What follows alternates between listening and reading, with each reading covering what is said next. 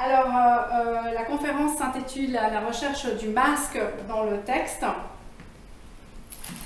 Parce que la question qui m'est venue en préparant cette exposition, c'était finalement quel est le pouvoir d'expression du masque, hein, quand vous voyez un masque, vous voyez évidemment à la première vue quelque chose qui vous impressionne, qui vous touche, mais est-ce que vous voyez toutes ces couches symboliques, ces couches de sens qui figurent en fait dans un masque?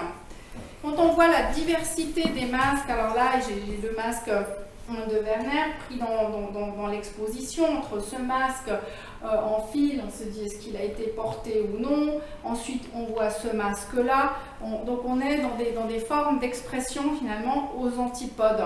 Et vous, en tant que public qui venez ici, qui allez continuer à aller au théâtre, et qui allez voir l'exposition, l'objectif de cette conférence est peut-être de vous donner quelques clés sur ces différentes couches que l'on voit qui finalement sont contenues dans un masque. Alors, je vous présente maintenant simplement vraiment en vitesse des lunettes en quelque sorte. Si on mettait différents types de lunettes pour décoder un masque, on pourrait l'aborder par le trait de l'analyse culturelle, hein. Dans quel contexte culturel ce masque est créé? Est-ce que c'est qu'une œuvre d'art? On pourrait prendre référence aux outils de l'histoire de l'art pour décrypter ce masque et mieux le comprendre. On peut évidemment se fonder sur l'anthropologie qui peut-être vous interpelle plus, vu que le masque est à la fois effectivement un objet dans le théâtre, dans l'art, mais effectivement qui a vraiment une fonction anthropologique très puissante dans l'histoire de l'humanité. La sémiologie, les années 80-90, hein, l'idée d'analyser les signes qui sont constitués par un masque, de les décrypter à cette aune-là. Le design en tant que discipline récente qui essaye d'analyser la relation entre une fonction, la forme, le contenu. Et finalement, chez Werner Strub, l'intime, la question de la relation aussi à la personnalité créatrice, à la notion d'intimité, de comment est-ce que finalement cette création résonne avec la vie d'un artiste, qu'est-ce qu'il essaye de dire à travers le masque. Et aussi je mets le théâtre parce que j'ai eu le plaisir de faire ma thèse en études théâtrales. C'est une discipline assez récente en Suisse, mais qui a une histoire plus large dans l'espace germanophone, donc Theaterwissenschaft, qui est vraiment une discipline à part entière et qui s'efforce de synthétiser différents angles d'approche pour analyser et expliquer le théâtre. Donc qui n'est justement pas, qui ne va peut-être pas distinguer art, anthropologie, culture, mais qui va tenter de faire une synthèse, toujours dans la perspective du théâtre. Donc voilà, là c'était simplement une petite mise en bouche pour vous dire, voilà, il y a différentes lunettes qu'on peut mettre pour analyser un masque. Je viens maintenant du Valais. Donc vous avez ici un masque du Lötschental, simplement pour vous dire, un des masques les plus violents que j'ai pu voir. Violent pourquoi? Parce que c'est un facteur de masque qui n'a pas de formation, qui a fait ce masque. C'est un masque qui ne se porte pas, qui est posé sur le devant d'une maison pour exprimer eh bien, cette idée du carnaval, hein, de chercher à épouvanter les esprits de l'hiver, de les effrayer pour qu'ils partent. Et ce qui est fascinant dans ce masque, c'est qu'il est très peu travaillé. C'est qu'on a le bois, on a la matière du Lötschental, enfin de ces forêts qui est reprise. On a même la forme du tronc qui est reprise et qui tente de devenir anthropomorphe, hein, avec on voit qu'il a essayé de tailler une bouche et des yeux, mais en fait c'est un morceau de bois et puis chacun il lit aussi ce qu'il veut. Un autre masque aussi là pour vous dire, ben voilà, ça c'est là on voit tant dans le précédent en voyant vraiment cette dimension anthropologique finalement de quelqu'un qui souhaite effrayer et prendre dans la nature ce qu'il y a pour témoigner de ça. Là on voit tout aussi bien un masque du Lötschental avec une forme un petit peu plus anthropomorphe où on voit qu'il y a de la peinture qui apparaît, où on voit des dents qui sont coloriées mais dans une figure totalement dystopique, on pourrait dire, où on devine les yeux avec un espèce d'énorme trou qui peut être comme une espèce de balle plantée là avec des espèces de cheveux hirsutes. Mais ce qu'il faut retenir de ça, c'est de se dire, ben voilà, c'est aussi un masque, et le regard sur le masque que l'on peut choisir est ici vraiment cet rapport à la fonction ontologique en fait du masque, hein, c'est-à-dire un masque qui est vraiment là pour témoigner d'une transition dans l'année, hein, d'effrayer, d'être là, de se masquer, de se cacher, comme le révèle toute la tradition du carnaval dans les différentes civilisations. Et un masque de théâtre, me direz-vous, dans tout ça, que nous raconte un masque de théâtre?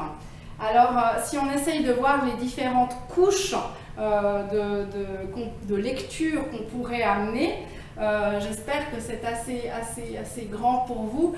Donc ce ne sont que quelques propositions parmi d'autres, mais finalement quand on voit un masque, eh bien il y a plein de choses qui sont racontées. Il y a d'abord, si on commence, évidemment le sujet du spectacle, le sujet de la représentation, hein, et ce sujet est mis en forme et structuré par un auteur qui crée un texte selon une tradition littéraire, qu'il soit en adhésion ou en rupture avec cette tradition littéraire, mais il donne corps à ces thèmes. Et si on prend le thème de la jalousie qui nous suit à travers les siècles et les siècles, eh bien vous savez bien que chaque auteur, chaque génération, chaque siècle a décrit, a mis en forme d'une manière différente le sujet de la jalousie. L'institution que j'ai rajouté, parce que finalement quand on crée un spectacle, on oublie de penser l'institution, c'est-à-dire que quand un spectacle a lieu dans un cadre institutionnel donné, eh bien ça donne aussi un sens au spectacle, hein. Être différent si vous voyez un spectacle dans un lieu totalement off que dans une institution, parce que ça peut être beaucoup plus disruptif et subversif peut-être certains spectacles dans une institution que s'ils ne l'étaient dans une autre structure officielle.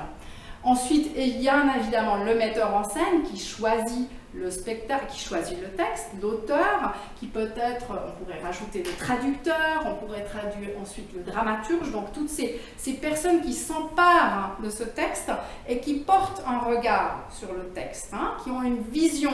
Elle peut être, là aussi, elle peut être historique, elle peut être subversive dans la mesure où on va creuser des facettes du texte pour mettre en avant des dimensions politiques insoupçonnées. Elle peut être, pour reprendre des thématiques aujourd'hui très à l'heure, gender-oriented, hein, on peut mettre en avant les relations hommes-femmes, on peut interpréter à travers la distribution des focus. Donc voilà, je ne vous apprends rien, vous voyez bien tout le potentiel qu'il y a dans le regard d'un dramaturge et du metteur en scène.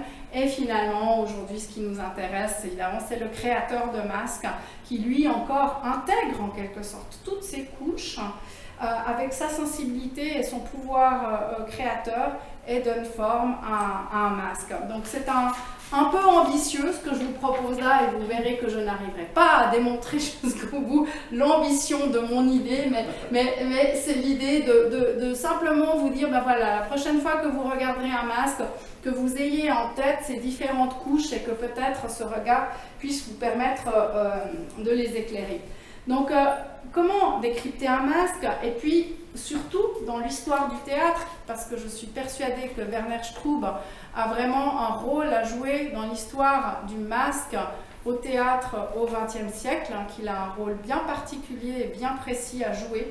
Donc, quelle serait cette touche et cette marque de Werner Strub dans l'histoire du théâtre? Voilà deux images, donc Werner Strub qui pose un masque et une autre où il travaille sur un masque. Donc quelques mots sur Werner Strub, même si vous avez certainement entendu des commentaires ou des conférences beaucoup plus détaillées sur sa biographie. Vous dire qu'il était quand même majoritairement autodidacte, même s'il a suivi des cours à l'école des arts appliqués, à l'école des arts à Bâle au début de sa carrière. Il n'a évidemment pas eu de formation de designer de masques. Vous dire aussi, on le verra à travers des citations, que sa relation au masque et au choix de dessiner et de travailler le masque est profondément intime et de nature existentielle. C'est vraiment la nécessité d'exprimer l'homme à travers toutes ses facettes, à travers le masque. Et en fin de compte, justement, cette dimension fortement anthropologique, où vous verrez à travers des citations, mais aussi avec ce travail qu'il fait sur le masque, qu'il s'inscrit vraiment dans un rapport ontologique au masque, vraiment à la question des racines de l'humanité, finalement, entre se paraître, se faire dire, et de montrer les fêlures de l'être humain aussi. Donc voilà ce que nous allons nous concentrer aujourd'hui sur, évidemment, sur le travail de Werner. Je commence par les influences. Donc je vous amène deux citations de Werner qui montrent sa posture de base. Les masques africains, donc c'est après avoir vu cette exposition sur les masques africains à Zurich, je crois, où il dit « Ils avaient une Selbstverständlichkeit ». Donc c'est très difficile à traduire, cette évidence, une nécessité évidente. Hein. Et il ajoute, je ne sais comment le dire autrement, peut-être une dignité qui était enracinée dans la vie. Le terme dit en allemand l'évidence qui va de soi. Donc en fait, on n'est pas dans de la fiction, on n'est pas dans de l'artifice. On est dans un masque qui confirme l'être humain à un moment donné de sa vie. Deuxième citation. Un bon masque, c'est quand je mets de moi à l'intérieur, de la vie à l'intérieur. Sans doute des choses qui vont au-delà de la chose intellectuelle. Donc on voit bien que le masque est bien plus qu'une création. Le masque qu'il crée, c'est un dialogue entre Werner et son œuvre. C'est une réflexion entre ce que lui comprend de la vie et veut comprendre de l'être humain et de ce personnage et du masque. Et je commence avec un des masques que j'ai commenté en bas.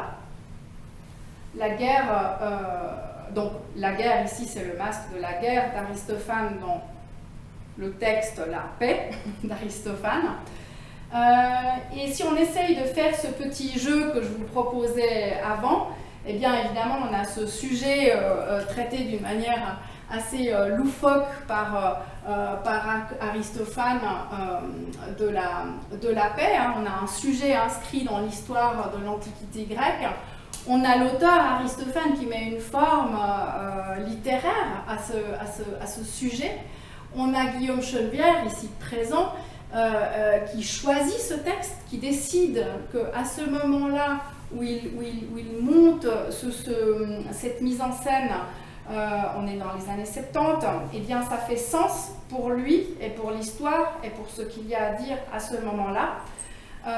Le metteur en scène qui choisit aussi de donner ce rôle à Werner, qui crée ce masque et qui va danser en quelque sorte ce masque de la guerre, et Werner qui intègre toutes ces informations en dialogue avec le metteur en scène, mais avec sa force créatrice à lui, et qui choisit de donner cette forme à ce masque. On pourrait rajouter aussi le traducteur, évidemment, dont le rôle peut être parfois crucial. On connaît aussi les différentes traductions des textes de l'histoire de la littérature. Et on pourrait rajouter d'autres couches, mais je vous présente ces différentes couches les plus évidentes ici. Donc là, nanti maintenant de ces différentes couches, si on essaye de décrypter ce masque et de le lire, eh bien, on voit qu'on essaye dès maintenant d'analyser l'interprétation de Werner. Qu'est-ce que Werner Stroop veut dire à ce masque? Comment il s'en empare? Eh bien, tout d'abord, je répète ce que j'ai dit en bas. Le premier point fondamental, c'est de savoir que c'est un masque total, avec lequel travaillait Werner Stroop. Donc, cette idée de vraiment fictionnaliser, d'entourer toute la tête pour en faire un personnage. On essaye de cacher la réalité du comédien, en quelque sorte. on couvre entièrement la tête du comédien, n'apparaissent que la bouche et les yeux. Ensuite, c'est un masque qui joue avec beaucoup de subtilité, avec le cachet. Hein. On cache évidemment le comédien, mais on montre qu'on cache. On montre qu'on cache en choisissant de créer des cicatrices. Hein. Les cicatrices, qu'est-ce qu'elles montrent? Elles montrent la fêlure, elles montrent qu'il y a eu déchirure, hein, et que la paix est une espèce la guerre ici est un espèce d'assemblage d'un personnage cicatrisé, rude, avec ses pommettes saillantes, très froides, avec ce choix de faire des yeux fins, découpés au couteau, vraiment qui donne une expression de violence. Et ensuite ces oreilles, effectivement, qui ne sont évidemment pas des vraies oreilles, mais vraiment on est dans un masque, mais un masque qui joue avec cette ambiguïté de cacher et de révéler. Si on approche un autre masque fondamental, je trouve, dans le travail de Werner Straub, c'est Oedipe tyran de Sophocle. C'est une œuvre avec laquelle il s'est confronté plusieurs fois dans sa carrière, avec Benno Besson, évidemment, qui était lui-même vraiment fasciné et qui, visiblement, là, il y a un beau travail à faire, je pense, sur la relation entre l'œuvre de Benno Besson et ce texte de Sophocle. Et donc ici, on a ce personnage d'Oedipe, et on regarde de nouveau qu'est-ce qui se passe avec ce personnage, quelles sont les couches qui s'ajoutent. Donc on a évidemment ce thème de la mythologie grecque si fascinant qui va traverser toute l'histoire. On a Sophocle, on a Sanguinetti, qui est le traducteur de l'œuvre. Hein. On a le metteur en scène Benno Besson, qui lui appréhende ce texte, et on a le comédien Vittorio Franceschi qui joue à un moment donné le texte, et on a le créateur de masques Werner Straub. Et donc là, on a ces différentes couches qui agissent, parce qu'en plus, Benno Besson et Werner Straub vont lancer une relation extrêmement puissante et forte, qu'on retrouvera aussi dans l'exposition avec différentes œuvres. Non, c'est pas du tout. Vous rectifiez, une grosse erreur là. Notable. Donc en fait, il y a cette relation très forte entre Werner Straub et Benno Besson, qui est une relation de confiance et de confiance artistique, donc qui est comme un espèce de piédestal et de démultiplicateur aussi de créativité pour Werner Straub, qui sait qu'il peut aller au-delà de sa création dans cette relation. Donc si on focalise notre attention maintenant sur ces deux, sur le metteur en scène et le créateur de masques ici, on a un choix, on a une option qui est prise de représenter Oedipe de cette manière-là. Et pour travailler un petit peu la mise en perspective, je suis allée chercher un autre masque pour que vous voyez bien quel est le choix de Werner Straub ici. Et là, c'est une mise en scène de Philippe Brunet qui choisit de traduire Oedipe de cette manière-là. Et alors, si on met en regard les deux masques, on voit bien le choix extrêmement intelligent que fait Werner Straub dans la constitution du personnage et la profondeur qu'il donne au personnage, sans vouloir dénigrer le travail de Philippe Brunet, évidemment. On voit d'abord que Philippe Brunet choisit de donner un masque expressionniste à son Oedipe, donc un Oedipe qui se perce les yeux avec ce sang qui coule, mais avec un regard figé. Donc on est dans un regard figé d'horreur, de désespoir et de crainte, et voilà. Hein, c'est un choix, et le spectacle se poursuit avec ce choix-là.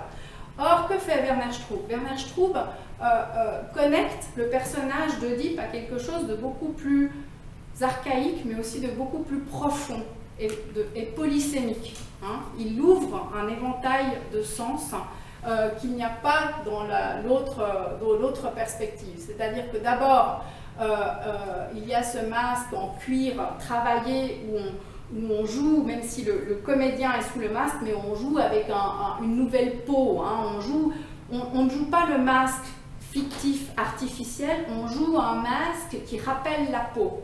Hein. Donc il y a un travail sur l'ambiguïté entre le comédien et le masque qui a une dimension humaine à travers ce mimétisme, cette imitation de la peau, de la moustache, des poils, hein, de l'oreille. Donc on est dans un masque humain, dans un masque qui joue avec l'humanité du personnage.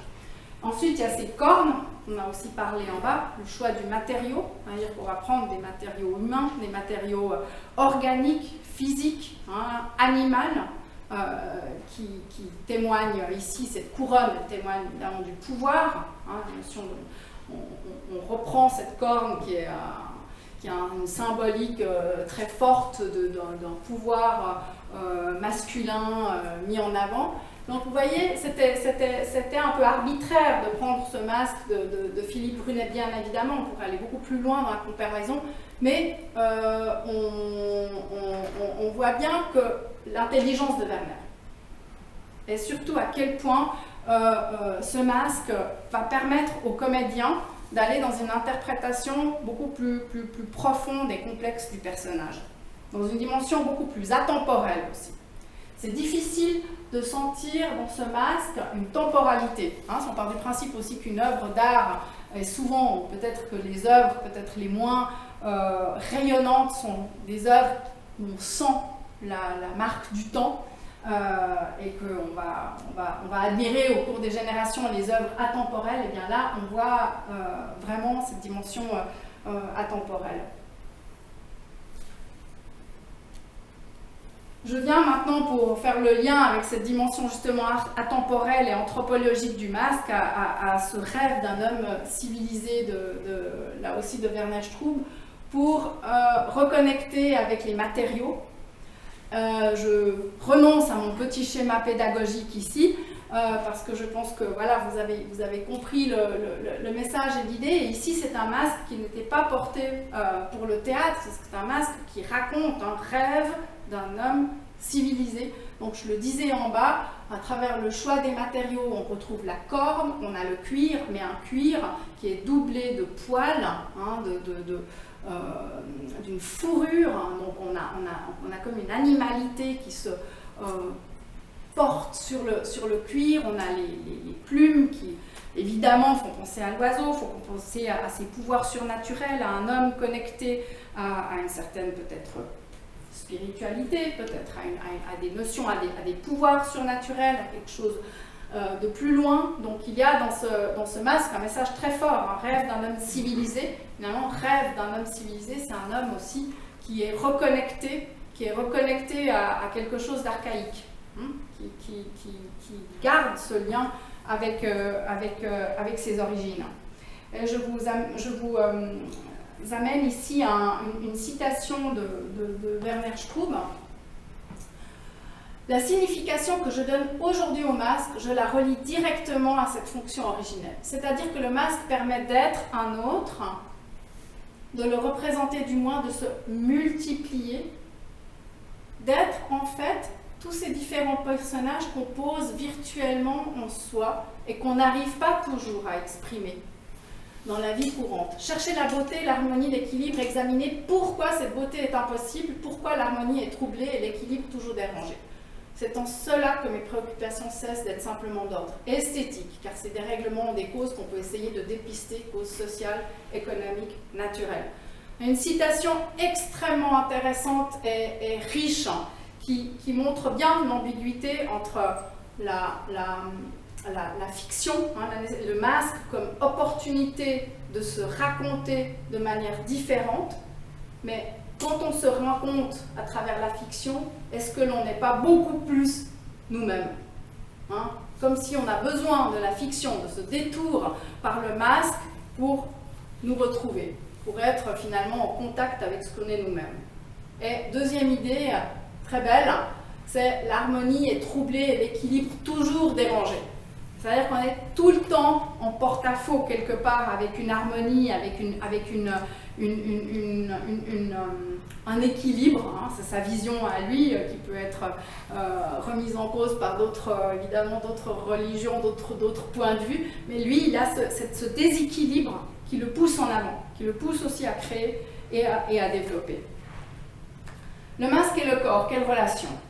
À partir de là, on a vu qu'on a parlé de masques, on a vu les masques, mais comment est-ce qu'il travaillait avec le corps? Quel est le rôle du corps? Et avant de détailler plus avant cette facette, il y a aussi cette belle citation.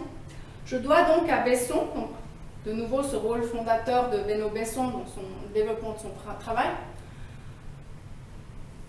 d'avoir sorti le masque de ce contexte étriqué de l'expression corporelle et d'avoir, par le travail sur le sens du texte, soumis le geste à la parole.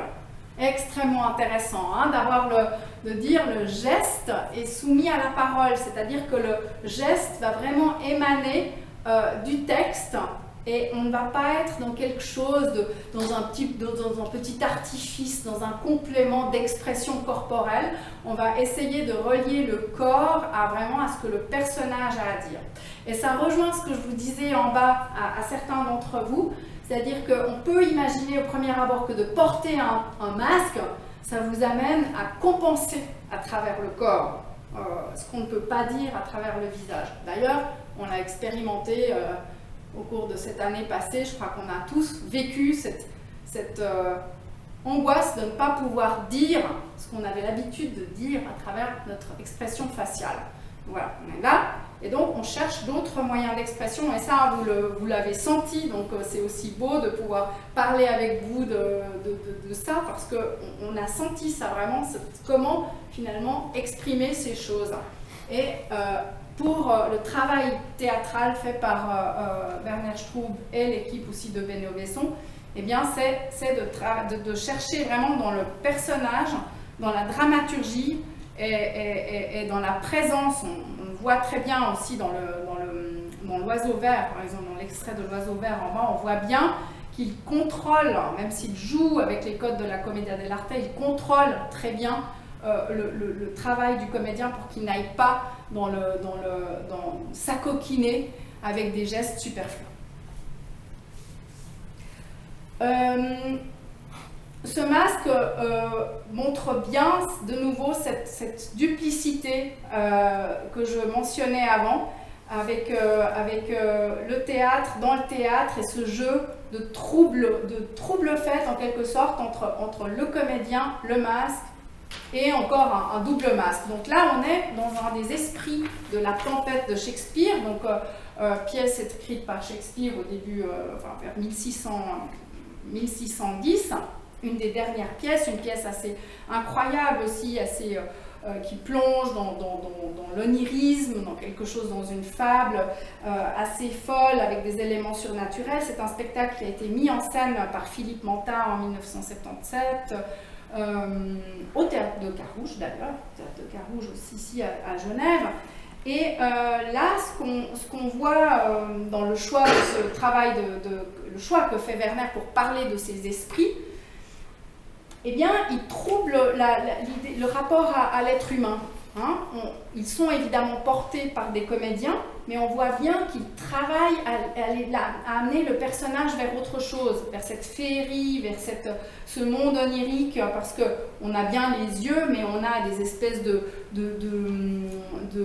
une bouche qui, vous vous rappelez de mon masque du Lötschental, a quelques similitudes avec ce masque du Lötschental, avec ces espèces de dents de travers. Ensuite, on a ce cuir qui revient, ce deuxième masque qui se rajoute sur le premier masque, et on a ces oreilles étranges, donc on part vers quelque chose qui n'est plus tout à fait humain, et surtout les couleurs sont aussi assez singulières.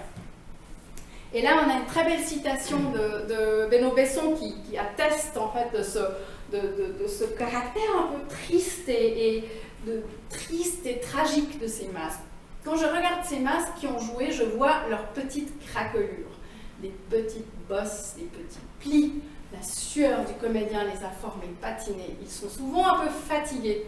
Leur bouche, leurs yeux s'ouvrent sur des vies tragiques qui gardent le secret des soirs de triomphe où ils étaient animés, aimés. Les voici au repos, seuls à se porter. Ils sont beaux, riches, ingénieux, insolites. On les admire, ils attendent qu'on les fasse remonter sur scène pour déchaîner leur puissance. Donc c'est une magnifique citation parce qu'on voit à quel point Besson adhérait à cette vision de ne pas montrer des masques lisses, simple, expressionniste, mais qu'il apprécie ce travail sur la dimension tragique et extrêmement profonde du masque. Un masque de ce spectacle absolument extrêmement connu et fabuleux de Benno Besson qui inaugure donc sa direction à la Comédie de Genève. Et je reprends les points que je mentionnais en bas en les détaillant un peu. On a plusieurs couches très intéressantes à décrypter ici. On a évidemment le sujet, donc le sujet d'une fable féerique sur des relations de pouvoir. Le texte en lui-même est intéressant, mais c'est surtout la forme, le contexte historique. Bon, là j'ai un petit peu coupé parce qu'en fait je trouve que le sujet mérite aussi d'être expliqué aussi dans un contexte plus large, parce qu'on a finalement un oiseau vert qui est en rupture avec ce que proposait la Commedia dell'arte d'un Goldoni à l'époque. On est dans une opposition, dans un monde que Gozzi veut féerique, fabuleux, parfois avec des éléments de surnaturel aussi, pour contrer une Commedia dell'arte établie par Goldoni. Donc on a déjà au stade de l'écriture du texte une posture subversive. Et maintenant, si on vient dans le contexte historique à laquelle ce texte a été monté d'après le texte de Gozzi, mais repris par Benno Besson qui a rédigé vraiment le texte, eh bien on a un contexte particulier qui s'ajoute à ça. On a Benno Besson qui prend la direction de la Comédie de Genève et qui veut marquer un coup, et qui veut s'opposer veut montrer qu'on peut faire autre chose que le théâtre qu'on faisait peut-être à l'époque en Suisse romande, vu qu'il vient de Berlin après avoir travaillé avec Bert Brecht. Donc vous voyez, c'est intéressant comme ces couches historiques de l'histoire de l'oiseau vert à l'époque de Gozzi et la manière dont il est repris par Benno Besson résonnent. Hein, on a cette subversion qui traverse l'histoire. Et ensuite, on a Benno Besson qui arrive et puis qui donne forme, qui crée une dramaturgie, qui crée un univers et qui va chercher Benno Besson pour incarner, qui va chercher, qu'est-ce que je raconte, Werner Strub, pour donner forme à ce côté merveilleux, surnaturel qu'il souhaite donner et qu'il souhaite aussi créer une émulation pour tout le théâtre en Suisse romande, en quelque sorte. Hein, il arrive avec ce postulat-là et il demande à Werner Strub de travailler sur ce spectacle.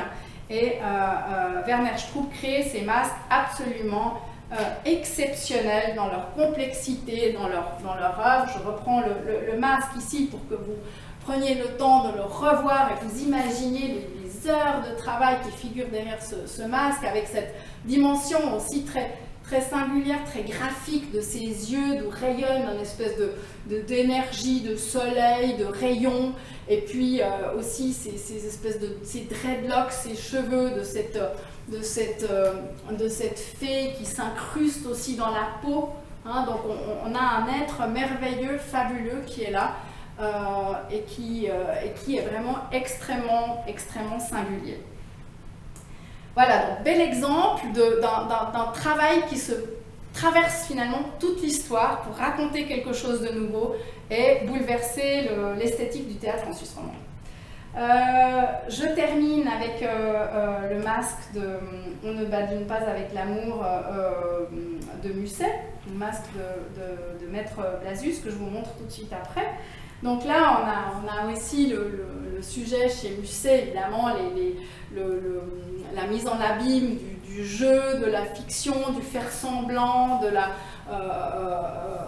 des apparences, des relations amoureuses. On a l'auteur, on a le choix de Jean Liermier, directeur du théâtre de Carouge, qui souhaite travailler avec avec des jeunes comédiens, et on a Werner Strub qui crée ce masque justement là. Et comme je le montrais aussi avant, pour me concentrer sur le point qui est vraiment fascinant et innovant dans ce masque, c'est ce travail sur les yeux. Où en fait, pour traduire ce paraître, de nouveau, pour vous aider à reprendre cette hypothèse que j'ai de décrypter le texte, son histoire et les enjeux à travers le masque, eh bien, on voit bien comment le masque travaille sur ce faire semblant, sur ce faux faire semblant, voilà, mise en abîme aussi de la fiction, vu qu'on est dans un masque qui épouse le corps, qui épouse la tête du comédien. Donc on a une expression, on sent le comédien à travers le mouvement du masque, vu que c'est de la mousseline de soie qui est utilisée ici. Donc le comédien est beaucoup plus présent que dans les autres masques où le cuir est rigide, mais il est fictionnalisé, il est rendu artificiel avec ces apparences de peau un peu boursouflée et gonflée, donc qui résulte de ce travail que fait Werner Stroop sur les différentes couches de tissu, pour donner cet effet d'un vieux gars roublard qui dupe son monde. Et on arrive aux yeux, qui sont justement des yeux avec une seule couche de mousseline, qui fait qu'on voit à la fois les yeux dessinés et les yeux du comédien, et qui renvoie de nouveau à cette duplicité, à cette mise en abîme de qui est vraiment vrai, où est vraiment la vérité, où est la fiction, où est le personnage, où est le comédien. Donc on a ce travail que fait Werner Stroop, qui comprend parfaitement les enjeux de Musset et qui met en abîme le théâtre à travers ce masque. Donc on a là un très très beau travail d'articulation du jeu entre le vrai et le vraisemblable et le paraître. Et je termine à 16h pile avec un des derniers masques, ou disons un masque qui traduit la dernière période de Werner Stroop et qu'on a peu vu dans l'exposition, qui sont vraiment d'une beauté incroyable. Ce qu'on pourrait appeler, ce sont ces dessins, des dessins dans l'espace, mais qui sont évidemment tridimensionnels, donc vu qu'ils sont faits sur des moules de comédiens existants. Et comme vous le voyez, qui travaillent vraiment sur des nervures, donc ce sont des heures et des heures et des heures de travail de différentes couleurs. Ici, on a des tons noirs et rouges de ce personnage, avec un visage aussi très typé, et l'idée de montrer qu'en fait, d'esquisser simplement les contours de l'être humain, juste ces contours pour montrer le vide, le plein, l'apparence, qu'est-ce qui est vraiment vrai, où s'arrête la personne. Et cette situation, je suis un autre chaque jour, et pour chaque masque produit, parce qu'en tant qu'homme, je suis soumis aux désirs et aux influences. Et là, je termine cette conférence avec une référence à une très belle citation, je ne sais pas si je l'ai notée, oui, une très belle citation de Michel Leiris, qui résonne très très bien avec ce travail que je viens de vous montrer. Ici, le singulier s'accroît en devenant fragment de pluriel. Le relatif prime l'absolu, et le comparatif dit plus que le superlatif. Et donc c'est précisément cette relation entre le singulier, entre Werner Stroop, qui est en quelque sorte vraiment connecté à ce besoin de dire l'essentiel, de dire l'universel, tout en se racontant lui-même, que j'aime dans cette citation, et qui, j'espère, pourra aussi vous donner des pistes pour relire à l'aune de ce regard qu'on a partagé maintenant ensemble, les masques que vous verrez en bas, toujours cette relation entre l'histoire de Werner, en fait, son souhait de vraiment créer des œuvres atemporelles et profondément puissantes, et la manière dont ça résonne avec le bagage culturel, anthropologique. Donc voilà, c'est en fait une invitation à ne pas catégoriser et ne pas réduire les masques de Werner Strub à une analyse purement théâtrale, mais avoir dans ces masques bien un déploiement d'un regard pluriel et beaucoup plus vaste et général. Voilà. Je vous remercie beaucoup pour votre attention.